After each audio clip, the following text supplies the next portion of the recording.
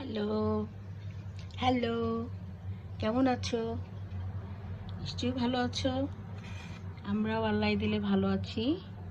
এই যে দেখতে পাচ্ছ, সকালে একটা ভিডিও আপলোড করেছি। এটার ভিডিও, এটা হচ্ছে গিয়ে তোমাদেরকে বলেছি না, লোটে মাছের বড়া। এটা হচ্ছে লোটে মাছের বড়া। তারপরে এটা যেটা দেখতে পাচ্ছ, এটা হচ্ছে শাকের বড়া। বলো তো কি শাক? তোমরা কি করে বলবে কি শাক, তাই না? আমিও বোকার মতো প্রশ্ন করি। এটা হচ্ছে তোমার কলমি শাক। ভদ্রলোক, মানে আমার হাজবেন্ড ভদ্রলোক, শাকটাও ভালো করে চিনে না। তাকে বলেছিলাম শাক আনতে, সে এনেছে কলমি শাক, একটু বড় বড় গাছ। ওটা ভেজে খেতে ভালো লাগবে না, তাই বড়া করে ফেলেছি। আর এই যে দেখতে পাচ্ছ, এটা হচ্ছে কাঁকরোল। এই কাঁকরোলের ভাজি করেছি। গ্রামের ভাষায় কিন্তু এটাকেও বড়া বলে। আমরা যদি জিজ্ঞেস করি কি রেঁধেছেন, বলে যে বুয়ে কাঁকরোলের বড়া ভাজছি। ঠিক আমিও কাঁকরোলের বড়া ভাজছি।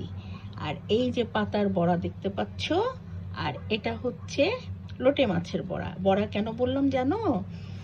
ভাত দিয়ে এই ধরনের জিনিস যেটা খাই আমরা, সেটাকে আমাদের বাংলা ভাষায় সচরাচর বড়া বলা হয়।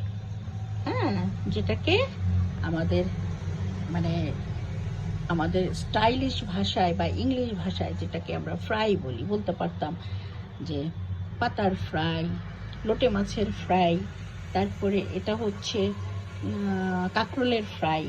কিন্তু কেন তা বলবো? আমরা তো বাঙালি, আমাদেরকে বাঙালি ভাষায় কথা বলতে হবে।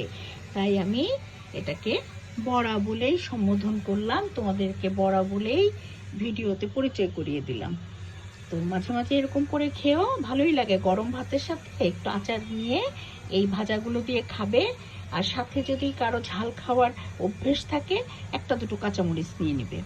তো ভালো থেকো, আমার মতো করে রান্না করবে। রান্না সবাই করো, তারপরেও একটু বেশি বেশি করে রান্না করে খাবে। কেন বলছি বেশি বেশি করে রান্না করে খাবে? এখন তো রান্না করতে অনেকে পছন্দ করে না, আবার অনেকে ভিডিও করার জন্য কেবল রান্না করে। আমি কিন্তু ভিডিও করার জন্য করছি না, আমি আমার পরিবারের জন্য যা করি সেটাই আমি আপলোড করি, কাউকে শেখানোর জন্যও না। তো তোমরাও করবে, আমি তোমাদের ভিডিও দেখবো, লাইক কমেন্টস করব, আমারটাও করো। ভালো থেকো, খোদা হাফেজ।